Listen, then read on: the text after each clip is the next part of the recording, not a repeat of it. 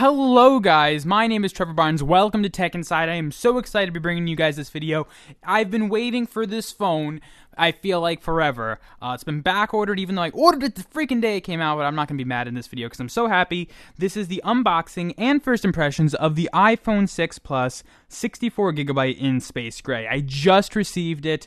Let's open it. I got the hefty defty unboxing knife here, if I could figure out how to open the darn thing. There we go, and I'm just going to very nicely and carefully, hopefully I'm staying in front of the microphone here, but I'm just going to very carefully do this, without cutting myself, hopefully. This is awkward to open anything over a tripod. I don't know how some unboxers do it. I don't unbox things, generally speaking. Okay, you know what, just rip the plastic. I don't care about saving it. Maybe I would have if I got it like a week ago like I was supposed to, but now at this point, let's just get this bad boy open. Okay, so we got it out of the plastic. As you can see, it's nothing on the box. There's no colors. I think they just did that to save ink more than anything. But okay, so box, threw it on the ground. Here's the iPhone itself. Wow, that thing is nice looking. So you can see here. Hopefully, I'm in frame and everything is in focus. I hope. I'm gonna set this aside for a second. Let's look and see what else is in the box. You got this like plasticky tray thingamajig, got some instructions, gonna have some Apple stickers and other stuff in here. I'm sure that if you've ever seen an Apple unboxing of any kind, you'll know kind of what's in here. And you got the lightning cable, the power bricky thing, and the headphones. Now what I'm gonna do is I gotta activate the phone, I gotta get it all up and running. So what I'm gonna do is I'm going to do all that. I'm going to use it for a few hours, and then I'm going to record again and give you guys my first impressions of the phone. So that's what I'm going to do. But just initial impressions is it is light. It's big. I like the curved glass. It feels nice, but I got to take the plastic out of it, activate it, and do all that fun stuff. And then I will come to you guys with my first impressions. So to me, it's a few hours playing with the phone. For you guys, it'll be instant. So here we go. So guys, you just saw the unboxing. That was just over 48 hours ago pretty much. So I've had this device for 2 full days now, and let me tell you guys kind of what I'm thinking. Well, as my first impressions go, there's a few disclosures I want to say, and that's that there's a few personal defects with my personal iPhone that I'm going to have to get resolved at some point. One is a dead pixel. I'm really upset about this, and I didn't notice it till last night, but there looks to be a dead pixel or something wrong with the screen in one spot where it's showing a little bit of white where it shouldn't be showing white, like a bright white. It kind of looks like a dead pixel. Normally when I've seen dead pixels, you see like the classic red dead pixel, but this is almost like a bluish white.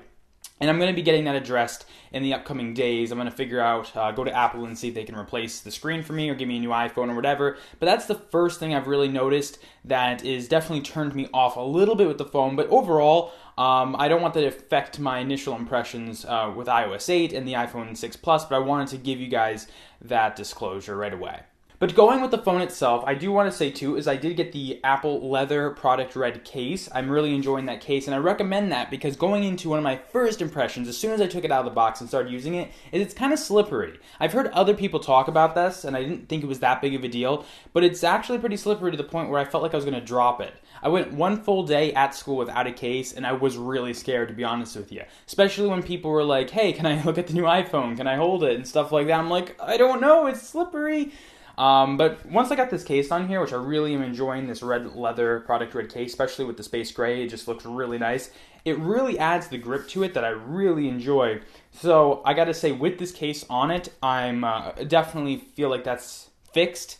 But again, I'm not sure what kind of protection this case gives. But first impression with the iPhone, as far as like, you know, just the looks and everything, it's beautiful. But again, a little slippery. Some other first impressions that just hit me right off the bat is the screen is beautiful. It's got a beautiful 1080p display, and you notice that every single second you're using this device. You have a much bigger screen real estate than any previous iPhone, and that again is very evident with everything you do on the phone. Now, of course, all of these things are definitely positives, but one negative with this bigger screen real estate is the fact that apps that aren't optimized for it really kind of look crappy.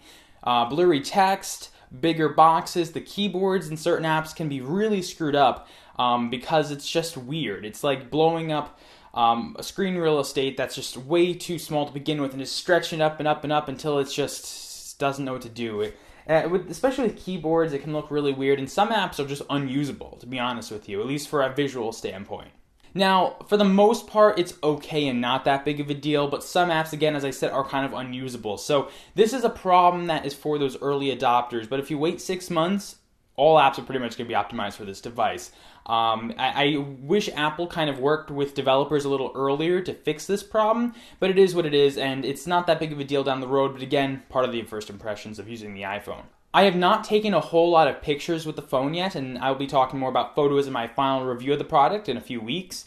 But first impressions of the camera is it's pretty fantastic. I would have to say one of the best cameras, if not the best camera I've seen on a smartphone to date. It takes beautiful photos, and from what I've seen with video is just as stellar.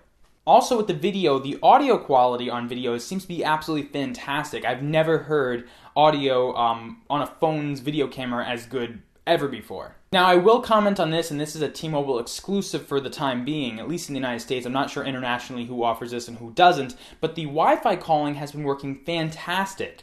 So far, I'm 100% accurate, and I have to say that way because with the Samsung Galaxy Note 3, which had Wi-Fi calling on T-Mobile, it just didn't work really. I could always make calls, but receiving calls, I would sometimes get calls, other times I wouldn't.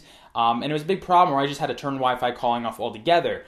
On the iPhone 6 Plus, Wi-Fi calling has been working 100% of the time. I have not had one call I wasn't supposed to get or one call I wasn't able to make, and that's very important into like my mom's house where I am right now because I don't have signal here, at least in the house. Outside I have very choppy signal, but in the house I don't have signal, but I can still make and receive calls just as if I did with the Wi-Fi calling, and it is working perfectly. So that's a great feature that I'm glad Apple finally put in. Now, some people have been complaining that iOS 8 has been a bit of a buggy start, and with iOS 8.0.1 coming out for like 2 hours and that ruining practically the phone for people that updated to that, I can see why people would say that, but really my experience for the most part has been positive with iOS 8. I have to say I'm really enjoying it. I feel like this is what iOS 7 should have been.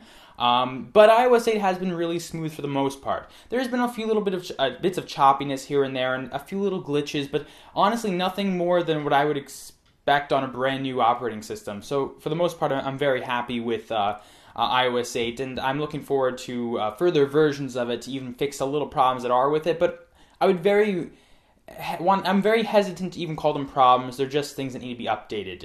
Nothing's ever perfect with software, but the great thing about software is it can be updated, and as Apple discovers more of these little glitches and it becomes more known, they will be fixed. One comment too, and I know that on the iPhone 5S this is already something that's existed, but the Touch ID, I have to say, I thought it was a gimmick when I first heard about it on the 5S, and then coming over to the 6 as well, I was like, yeah, this thing probably doesn't really work. But it actually is very accurate, and I gotta give Apple a lot of credit. For other fingerprint scanners I've seen on phones, Samsung's, and I love Samsung, so I'm not trying to bash them at all, but Samsung's, that's more of a gimmick. It hasn't really worked in my experience with those devices as of now. But Apple really seems to have hit the nail with the hammer. Maybe that's an expression. I don't even know.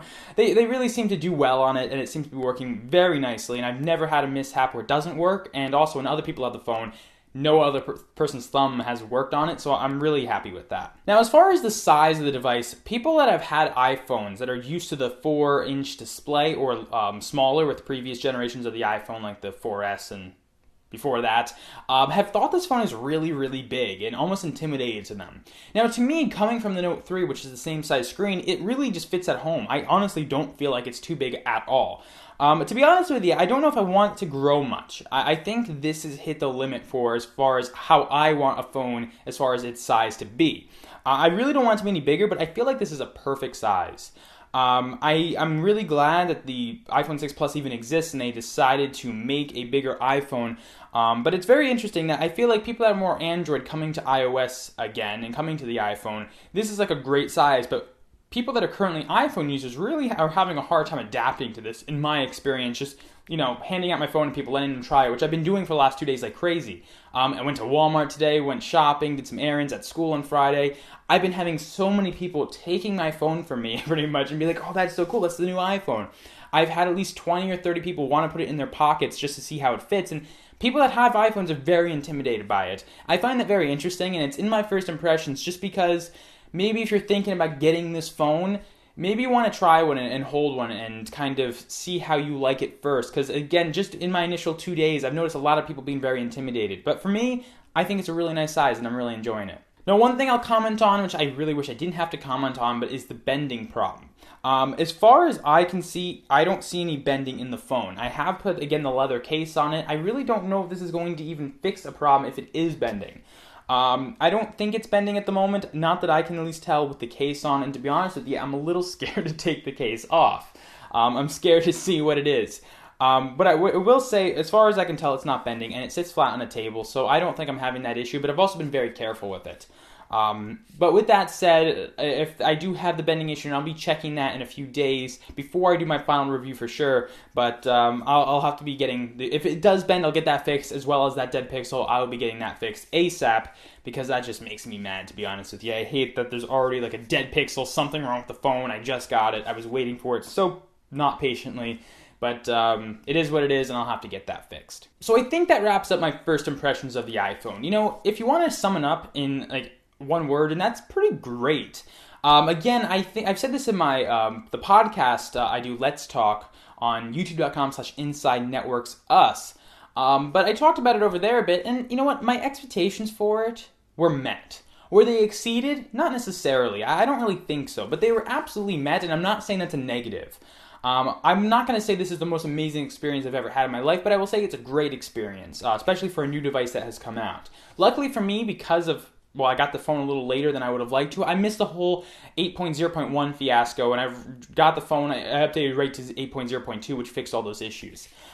So really, my experience with the phone so far has been really pretty positive. Definitely no real negatives coming from me. And actually, coming from the Note 3, this is a bit smoother, definitely faster. Even with a phone, the Note 3 being like 3 times more powerful than this on paper, this has definitely outperformed it in the everyday benchmark, which I call my life. I really should actually make that a benchmarking app. That's a good idea. Marketing, selling, I can make loads of money on a benchmark called my life. Yeah, it's a good idea. But anyway, so I'm pretty happy with it. I can't complain whatsoever. But I will continue using this thing, and I'll let you guys know my final impressions of it in the full review coming in at least a week, probably more like 2 weeks. I definitely like to get a good use out of the device. Plus, I definitely want to check the bending thing later on in my final review. So I definitely want to get some more use out of it and make sure it's not bending on me. And I'll also get that pixel fixed before the final review as well, so I can be totally fair to the screen. Okay guys, I hope you guys enjoyed this video. There will be no Let's Talk this week because of the iPhone, to be honest with you. I wanted to get this video, this first impression / unboxing video up for you guys, so no Let's Talk this week. But next week, we'll be back to Let's Talk, plus plenty more videos about the iPhone 6 Plus, including some camera tests, some battery tests, and other stuff that will be even before the final review. So stay tuned for plenty of iPhone 6 coverage and many more videos to come. So thanks for watching, guys. I hope you guys enjoyed, and I will see you guys next time.